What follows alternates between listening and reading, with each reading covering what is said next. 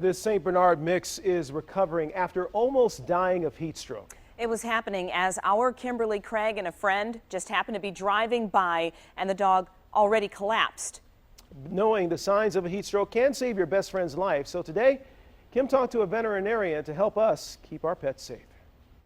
Roscoe, the dog found suffering from heat stroke, is resting and improving, but he's still struggling to eat. He has some liver damage and had to undergo a plasma transfusion. But this was Roscoe Sunday. A friend and I alerted Detroit Dog Rescue that he needed emergency care after we spotted Roscoe suffering on the side of the road.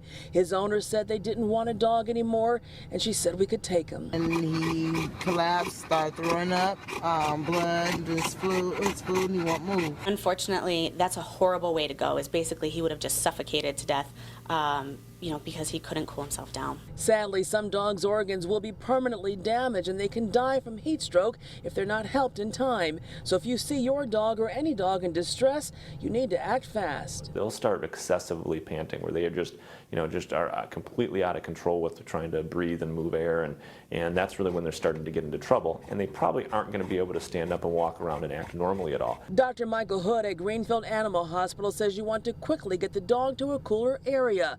Have them drink water if they're able to, and start to bring their temperature down gradually with cool but not cold water. We get them in here when they're overheating. We get some water on them, let them sit for a few minutes, put some more water on them, and just keep that cooling process going. After pouring cool water on Roscoe Sunday, we put him in my car where the AC was on as we raced him to Detroit Dog Rescue's emergency vet. I can't stress it enough that those dogs need to be evaluated if they're having some heat-related illness, because they can get very, very sick, and like we mentioned, they can die from that even down the road a day or two later. Roscoe's owner gave him up to Detroit Dog Rescue. If you'd like to help with the cost of his care, we have a link on WXYZ.com. Kimberly Craig, 7 Action News.